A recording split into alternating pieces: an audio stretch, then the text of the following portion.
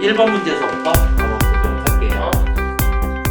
우리가 이론 1번서부터 이제 한번 보시면 다음 중 재무제표의 작성과 표시에 관한 설명으로 가장 옳지 않은 것은 그랬어요. 그렇죠? 일단은 문제의 끝을 잘 보셔야 되고 옳다, 옳지 않다 판단해 주셔야 되고 재무제표를 작성할 때 계속기업의 존속 가능성을 평가해야 한다. 네, 계속기업이 우리 회사는 지속적으로 운영할 것이다. 모든 책임은 누가 진다? 경영자가 지도록 되어 있다. 기업은 현금 기준 회계를 사용하여 재무제표를 작성한다. 3번이 정답이네요. 네. 우리는 돈 들어오고 나가는 거랑 상관이 있다 없다? 없다. 왜냐하면 재무제표는 무조건 우리가 첫 번째 원칙이보다 발생주의다. 회계에서 너무 중요한 개념이에요. 실제 돈을 쓰든 안 쓰든 상관없이 올해 생긴 건 올해 장부에 무조건 넣어야지 된다. 무슨 말인지 이해되셨죠? 네. 그런데 예외적으로 우리가 현금주의로 작성하는 게 하나가 있죠. 네. 네, 현금주의로 작성하는 게 현금 흐름표. 현금 흐름표 하나만 현금주의로 작성이 되고 나머지는 모두 다 발생주의로 작성이 된다. 그런데 기준은 어디에 있다? 발생주의에 있는 것이다. 그래서 공짜 3번이었습니다. 무슨 말인지 이해되셨죠? 자, 그 다음에 4번 보기를 잠깐 보시면 재무제표는 원칙적으로 사실에 근거한 자료만 나타내지만 추정에 의한 측정치도 포함한다. 맞나요? 이 추정에 의한 측정치. 우리가 추정에 의한 측정치 뭐가 있을까요? 대표적인 게 대손율이 있고요. 그리고 감가상각의 내용연수가 있어요.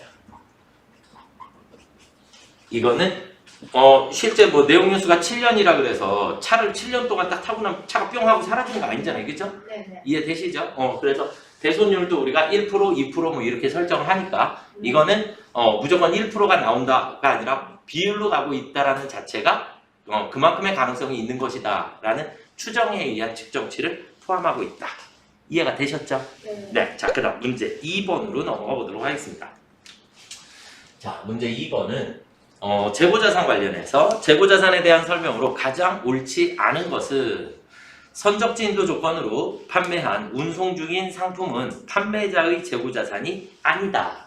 자, 이거는 제가 어떻게 했냐면 선적지가 있고 우리 도착지가 있다. 맞죠? 네. 그래서 선적지에는 누가 살고 있다?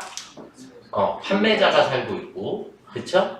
그 다음에 도착지에는 구매자가 살고 있다.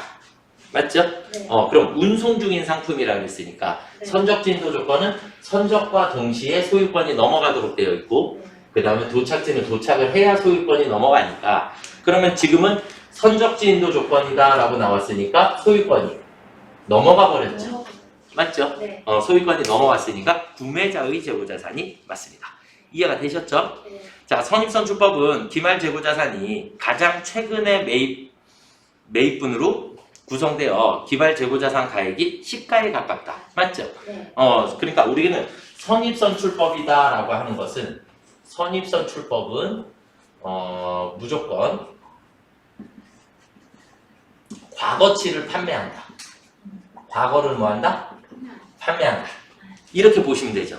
과거 걸 팔아버리니까 최근 게 남아있는 거죠. 네. 이렇게 보시면 되고 그 다음에 후입선출법은 반대로 최근 거를 판매하는 거죠.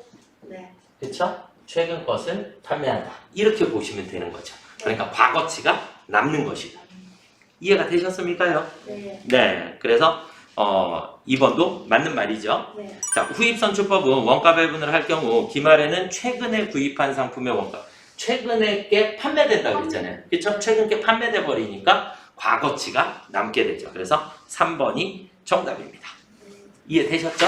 네. 자, 그 다음에 위탁매매 체결하고 수탁자가 위탁자에게 받은 적송품은 수탁자가 제3자에게 판매하기 전까지는 위탁자의 재고자산이 맞죠? 네. 네, 수탁자가 판매한 시점이 매출 시점이니까 이해가 되셨습니까? 네. 네, 자, 그 다음은 문제 3번. 무형자산에 대한 설명으로 가장 옳지 않은 것은 그랬어요. 자, 무형자산의 형태가 있어요? 없어요? 없어요. 없어요. 자, 일반 기업 회계 기준에서는 사업 결합 등의 외부에서 취득한 영업권만 인정하고 내부 창출된 영업권은 인정하지 않는다. 그러니까 자가 창출을 인정하지 않는다. 쉽게 얘기해서 저희 회사는요 그냥 200억 가치가 있어요 라고 얘기하는 걸 인정한다 못한다? 못한다. 객관적인 증거가 있어야지만 우리가 인정이 되는 거니까. 대신에 외부 기업을 합병한다는 얘기는 타 회사를 내가 샀다. 그런데 그 회사의 가치보다 더 비싸게 주고 샀다.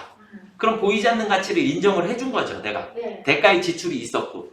그렇게 해서 그런 부분들만 인정해준다. 그래서 외부로부터 취득한 영업권은 인정한다. 대신에 내부적으로 자가 창출한 것은 인정하지 않는다. 무형자산의 인식기준을 충족하지 못하면 그 지출은 발생기간에 비용으로 처리한다. 잔존가치는 없는 것을 원칙으로 한다. 무형자산의 공정가치가 증가하면 그 공정가치를 반영하여 감가상각을 한다. 4번이 정답이다. 그쵸? 네. 무형자산은 눈에 보이지 않기 때문에 무조건 취득 원가를 기준으로 할 수밖에 없다. 이해가 되셨죠? 네. 네. 자, 그 다음에 문제 4번으로 넘어가 보시면 문제 4번은 그냥 공짜 문제였죠. 네. 문제 4번은 우리가 자본잉여금 구하라 그랬으니까 자본잉여금 뭐뭐뭐 있었죠? 주감자 세 가지가 있었죠? 네. 네, 주식 발행 초과금, 감자 차익, 자기 주식 처분익 이렇게 세 가지를 더하면 220만 원이 나오나요? 네. 빙고. 2번이 정답이 되겠죠? 네. 자, 그 다음에 이제 문제 5번 회계 변경에 대한 설명으로 가장 옳지 않은 것은 그랬는데, 자, 우리가 회계의 변경은 두 가지로 나눠지죠. 회계 정책의 변경이라는 게 있고 회계 추정의 변경이라는 게 있더라. 회계 정책의 변경이다라고 하는 말은 법령이 바뀐 상태예요. 법령이 바뀌었다? 법이 바뀌었다. 하던 방식 자체가 아예 바뀐 것이다 라고 보시면 되겠고, 추정의 변경은 수치가 바뀐 것이다. 수치가 바뀐 것이다. 그러니까 대손율을 1% 하다가 2%로 바꿨다든지 내용연수를 5년에서 뭐 7년으로 바꿨다든지 이런 것들이 추정의 변경에 해당하더라. 이해가 되셨나요? 네. 그래서 정책의 변경의 대표적인 게 우리가 뭐 후입선출법을 사용을 하다가 얘를 선입선출법으로 바꿨다. 이렇게 되는 게 정책의 변경의 대표적인 거고요. 추정의 변경의 대표적인 것은 감가상각 변경. 이건 외우셔야지 돼요. 감가상각. 그러니까 정액법, 정률법에서 정액법으로 바꿨다. 이것은 추정의 변경에 해당하고, 그 다음에 대손율을 예를 들어서 2%에서 1%로 바꿨다. 이렇게 되는 것을 우리가 추정의 변경이다라고 얘기를 하게 돼요. 이해가 되셨습니까? 네. 네. 그 다음에 우리는 정책의 변경, 법이 바뀌었으니까 이거는 하던 방식이 바뀌어버렸기 때문에 무조건 소급 적용하셔야 하고요. 소급 적용한다는 얘기는 과거부터 수정해 나간다 네. 라는 뜻이고, 그 다음에 추정의 변경은 전진법으로 처리를 하게 됩니다. 전진법이라는 얘기는 언제부터? 단기부터 적용한다. 이해가 되셨죠? 네. 네, 단기부터 적용한다 라고 이해하고 계시면 될 것 같습니다. 자, 그러면 1번 이제 보기 볼게요. 1번 회계 정책의 변경은 회계 방법이 변경되는 것이며 소급 적용한다. 맞죠? 네. 정책의 변경에 따른 누적 효과를 합리적으로 결정하기 어려우면 전진법을 적용할 수도 있다. 맞아요. 네. 세법의 개정으로 회계 처리를 변경해야 하는 경우 정당한 회계 변경 사유에 해당한다? 3번 공짜 정답이었어요. 이게 그냥 공짜예요. 자, 일단 4번 보기 먼저 보시고 잠깐. 회계 추정의 변경은 전진적으로 처리하며 그 효과를 단기와 단기 이후의 기간에 반영한다. 단기부터 적용한다 그랬으니까 맞는 말이 되겠고. 그럼 정답은 3번인데, 자, 이제 우리는 세법이다라고 하는 게 문제상에서 주어지잖아요. 그러면 회계는 세법의 영향을 전혀 받지 않습니다. 회계는 세법의 영향을 받는다, 안 받는다? 안 받는다. 그러니까 회계라고 하는 것은, 회계는 무조건 기업 회계 기준에 의해서, 기업 회계 기준에 의해서, 혹은 국제 회계 기준에 의해서, 회계 기준에 의해서 작성을 하는 거고, 회계가 다 끝나고 난 다음에 세무를 하는 거예요. 네. 회계가 끝나야. 그걸 우리는 뭐라고 얘기하냐면, 세법을 적용시키는 것을 우리가 법인 조정이다라고 얘기를 하는 거예요. 법인 조정. 그러니까 법인 조정이다라고 하는 거의 의미는 우리가 기업회계 기준에 의해서 이만큼을 설정을 했어요. 했는데 세법상으로 보니까 야, 너 여기까지가 한도야. 세무상은 세금 내는 거에 한도. 이만큼은 한도가 초과됐으니까 이만큼은 비용이 아니야. 이런 걸 결정해 주는 걸 법인 조정이라고 하는 거예요. 무슨 말인지 이해가 되셨나요? 그러니까 법인 조정은 어디서부터 출발하냐면 당기순이익서부터 출발을 해요. 그러니까 당기순이익은 이미 회계가 다 끝난 상태죠. 회계가 다 끝나야 세법을 적용을 하는 거예요. 그러니까 회계는 세법이 아무리 많이 바뀌어도 회계는 바뀐다 안 바뀐다? 안 바뀐다. 회계는 세법의 영향을 받지 않습니다. 무슨 말인지 이해가 되시나요? 네. 네, 그렇게 보시면 될 것 같습니다. 그래서 정답은 3번입니다. 이해가 되시죠? 네. 네, 자, 그 다음 문제 6번 이제 원가 회계로 넘어가 보도록 하겠습니다. 자, 원가 회계 나왔는데 1번 문제는 우리가 뭐가 나왔죠? 고정비, 변동비에 대한 설명이 나온 것 같네요. 네. 그럼 무조건 그냥 그리세요. 무조건 그려 그냥. 고정비 똑같고 변동비 올라간다. 맞죠? 단위당 원가는 어떻게 된다? 고정비는 점점 떨어지게 되고 단위당 원가가 변동비는 단위당 원가가 일정하다. 이해가 되셨나요? 네, 이렇게 보시면 되겠고 고정비에 해당하는 거 우리 외웠나요? 고정비에 뭐뭐뭐 있다 그랬죠? 감인보세 했죠? 네. 그렇죠. 감가상각비, 임차료, 보험료, 세금과 원가는 고정비에 해당하는 거고 나머지 변동비의 대표적인 것은 직접 원가 다 변동비고요. 네. 아시겠죠? 그 외에 이제 변동 제조간접비가 있을 수 있겠죠. 변동 제조간접비들이 있을 수 있습니다. 자, 그러면 자, 직접 재료비는 조업도에 비례하여 총원가가 증가한다. 직접비는 변동비니까 네. 총원가가 증가한다. 네. 총 제조 원가는 당기에 발생한 기본 원가와 제조 원가의 합이다. 제조 간접 원가의 합이다. 맞죠? 네. 기본 원가가 직접 원가니까. 이해되시죠? 관련 범위 내에서 변동비는 조업도의 증감에 불구하고 단위당 원가는 일정하다. 단위당 원가는 일정하다. 맞죠? 네. 네. 그럼 정답은 4번이 되겠네요. 네. 생산량이 증가함에 따라 단위당 고정 원가는 감소한다. 생산량이 증가하면 증가할수록 단위당 원가는 감소하도록 되어 있다. 그래서 4번이 정답이 되겠죠. 이해가 되셨습니까요? 네. 네. 자, 그다음 문제 7번. 문제 7번은 수선 부문과 동력 부문에 각각 80만 원과 76만 원의 보조 부문 원가가 집계되었다. 그랬어요. 자, 우리는 성형 그리고 조립 그리고 수선 동력 이렇게 있죠? 네. 자, 그러면 자기 부문 발생 원가가 수선 부문은 80만 원이라 했고 동력 부문은 76만 원이라고 했나요? 네. 그쵸? 이렇게 돼 있는데 우리 무슨 법? 직접배우법. 직접배우법이라 그랬으니까 수선과 동력에는 준다 안 준다? 안 준다. 안 준다. 맞죠? 네. 안 준다. 그러면 우리가 수선 부문비 먼저 한번 해볼게요. 수선 부문비 80만 원은 수선 부문은 300시간, 200시간이죠. 네. 300시간, 200시간. 얘한테는 안 준다 그랬으니까. 네. 맞나요?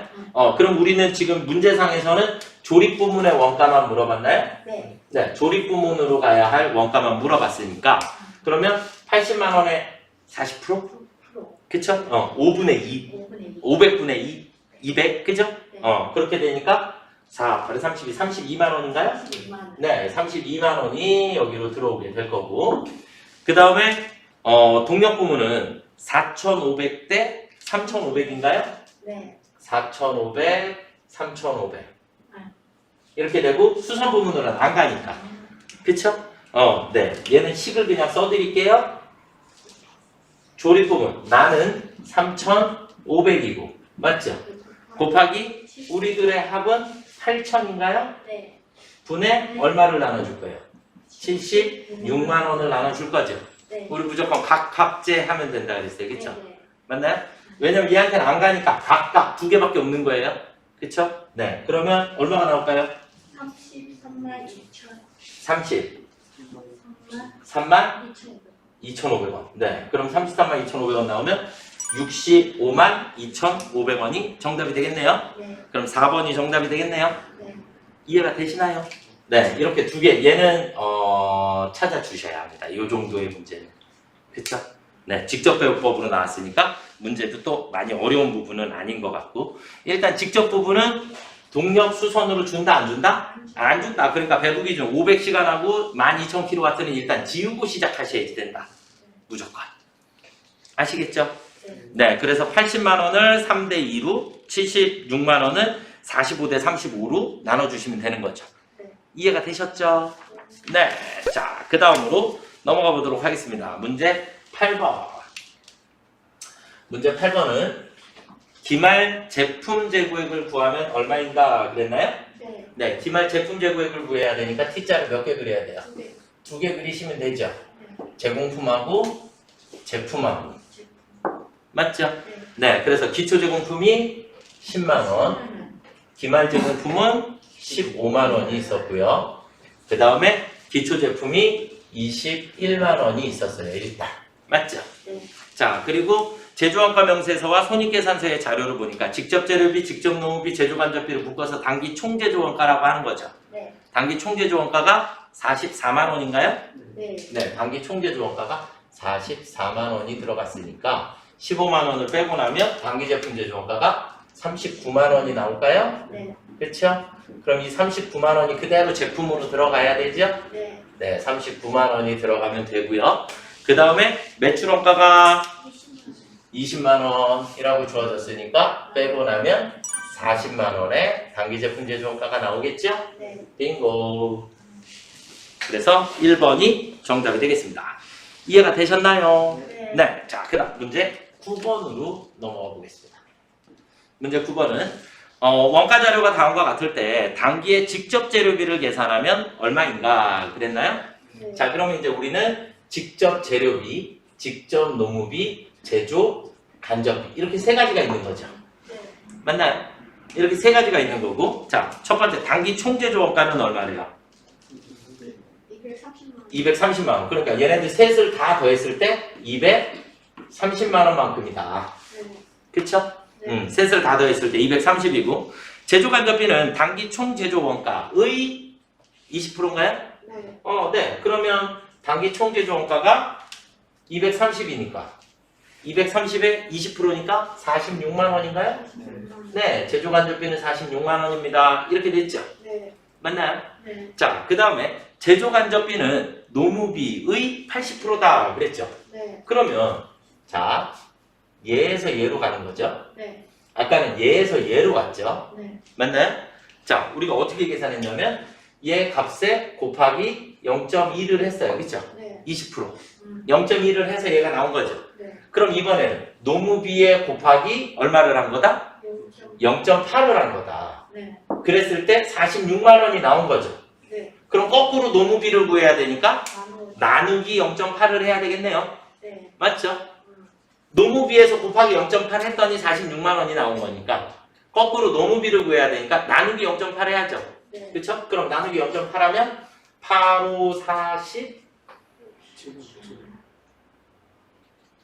8, 50, 7만 5천 원인가요? 이렇게 나올 것 같은데? 네. 그쵸? 57만 5천 원? 이해가 되셨죠? 네. 네. 그러면 직접 재료비는 얼마인가 그랬잖아요. 그죠? 그러니까 230에서 이렇게 둘 빼면 되나요? 네. 그쵸? 네. 그럼 둘의 합은 103만 5천 원이니까 126만 5천 원인가요? 네. 126만 5천 원? 이해되시죠? 네. 네. 빙고. 이렇게 찾아주시면 될 것 같습니다. 문제 3번이 정답이 되겠네요. 그죠? 자, 그 다음에 자, 문제 10번으로 넘어가서 보시면 다음 중 개별원가 계산과 종합원가 계산에 대한 설명으로 가장 옳지 않은 것은 자, 우리가 문제 10번은 어떻게 했었냐면 개별원가 계산이 있고 종합원가 계산이 있더라. 그럼 원가의 구분은 직접 재료비, 직접 노무비, 제조, 간접비로 나누어진다. 네. 맞죠? 그 다음에 개별원가 계산은 우리가 직접비와 간접비로 구별을 하게 되고 종합원가 계산은 재료비와 가공비로 구분이 되더라. 맞죠? 네. 이렇게 보시면 되겠고 개별원가 계산이라고 하는 것은 우리가 소량 주문 생산에 의한 거고 네. 맞죠? 네. 그 다음에 종합원가 계산은 연소 대량 생산에 맞춰져 있는 것이다. 그쵸? 그 다음에 우리가 문제를 풀면서 그냥 쉽게 이해하시는 건 무조건 다 개별이 크더라. 네. 이게 우리 문제의 정답이에요. 네. 맞죠? 그러니까 무조건 개별이 더 크더라. 그러니까 정확성도 개별이 더 높고 대신에 시간과 비용도 개별이 훨씬 더 많이 들어가고 무슨 말인지 이해가 되셨죠? 그러니까 부등호의 방향이 이쪽이더라. 그냥 그렇게만 알아두셔도 자, 개별원가 계산은 다품종 소량 생산, 종합원가는 소품종 대량 생산에 적합하다. 맞죠? 맞아요. 개별원가 계산은 종합원가 계산에 비해 상대적으로 부정확하다. 정확도는 누가 더 높더라?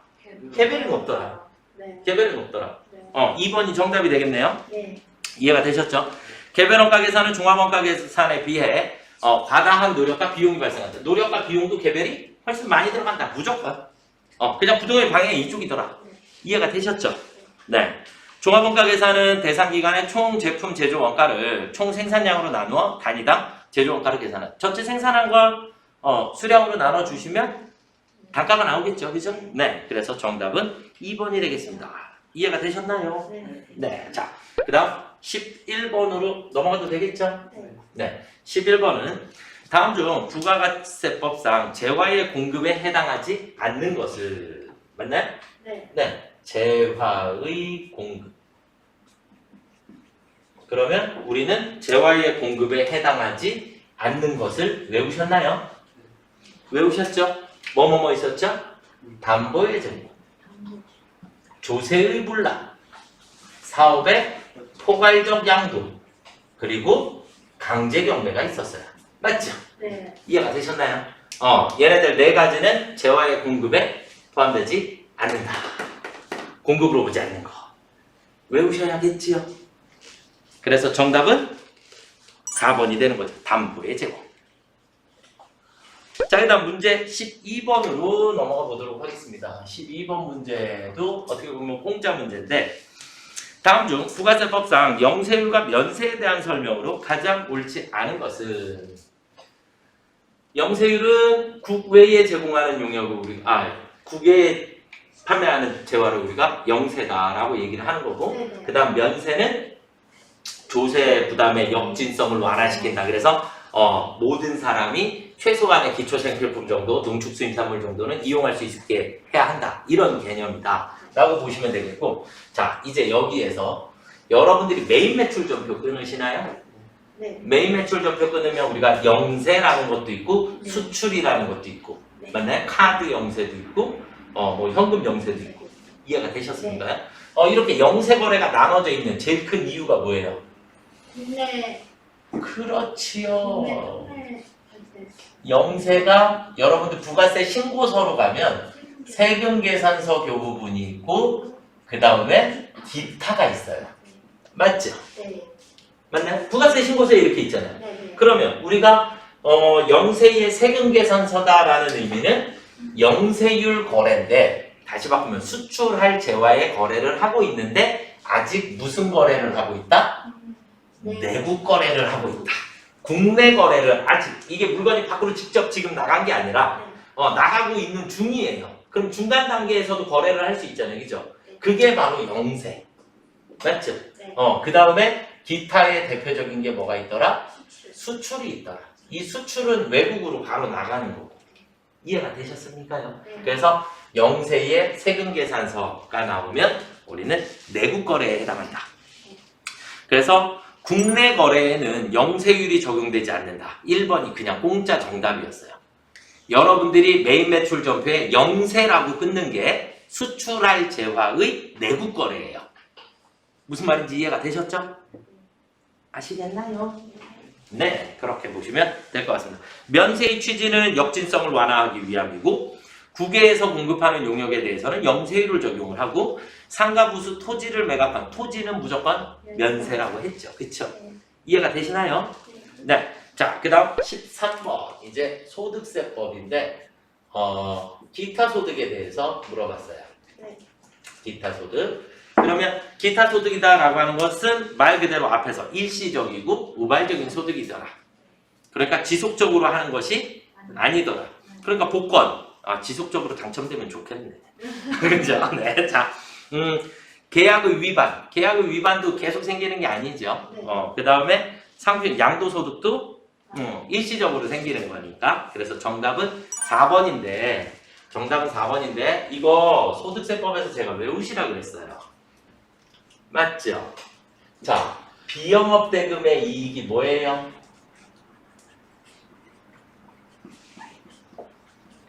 비영업대금의 이익이 뭐예요? 큰일 났어. 네. 외우시라 했는데 이거 대여금에 대한 이자예요. 대여금에 대한 이자를 비영업대금의 이익이다라고 얘기를 하는 거예요. 이해가 되셨죠? 네. 그래서 대여금에 대한 이자는 돈 한 번 빌려주면 이자는 계속 받아야 되잖아요. 그죠?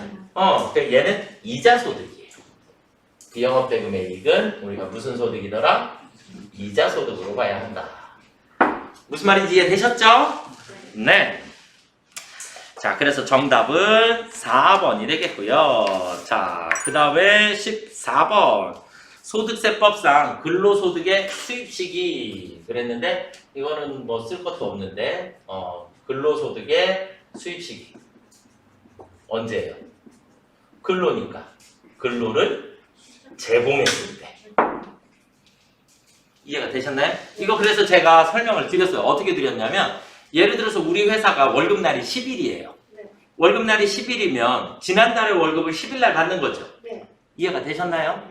그럼 12월 달에 월급은 1월 10일이 돼야 받죠. 네. 근데 소득의 수입 시기는 12월. 12월이어야 되잖아요. 그렇죠? 그래서 근로를 제공했을 때를 기준으로 하게 된다. 이해가 되셨습니까? 네. 그래서 상여금도 마찬가지, 상여금도 보너스니까 근로를 제공했을 때, 그 다음에 급여는 근로를 제공했을 때, 급여 받은 날이 아니라 근로를 제공했을 때 2번이 정답이 되겠고요. 그 다음에 잉여금 처분도 외우셔야지 돼요. 그죠? 잉여금 처분은 무조건 무슨 일? 결의일을 기준으로 하게 됩니다. 받았을 때가 아니라 무조건 언제를 기준으로 한다? 결의일로 보게 된다. 이해가 되셨습니까요? 네. 임원의 퇴직소득 한도 초과로 근로소득으로 보는 금액은 지급받거나 지급받기로 한 날이다. 이거는 왜냐면 그때 당시에 생긴 게 아니니까. 그래서 우리가 퇴직소득의 한도 초과라는 얘기는 너 일을 해서 내가 퇴직금 이만큼 줄게. 거기까지가 한도잖아요. 네. 근데 그걸 초과를 해서 더 주는 돈이니까 그거는 받아봐야 하는 거니까. 무슨 말인지 이해가 되셨나요? 그래서 정답은 일단 2번이 되겠습니다. 이해가 되셨죠? 네. 자, 그 다음에 15번 소득세법의 납세 의무자에 대한 설명. 납세 의무자는 우리가 거주자와 비거주자로 나눠주죠. 네. 거주자와 비거주자로 나눠주는데 거주자는 국내외의 원천소득에 대한 납세 의무가 있죠. 네. 그러니까 국내, 국외에서 벌어들인 소득에 대한 납세 의무가 있고 비거주자는 국내 원천 소득에 대해서만 납세 의무가 있습니다. 네. 이 둘을 구분하는 기준은 며칠? 183일을 기준으로 하게 됩니다. 이해가 되셨죠? 183일이 우리가 일반적으로 말하는 6개월이에요. 6개월. 그렇게 보시면 되겠고 그래서 비거주자는 국내 원천 소득에 대해서만 과세하고 거주자는 국내외 모든 원천 소득에 대해서 과세를 하고 거주자는 183일 이상 국내에 거소를 둔 개인을 말한다. 그래서 3번이 정답이 되겠습니다. 무슨 말인지 이해가 되셨죠? 네. 네, 그래서 정답은 3번. 많이 맞으셨나요?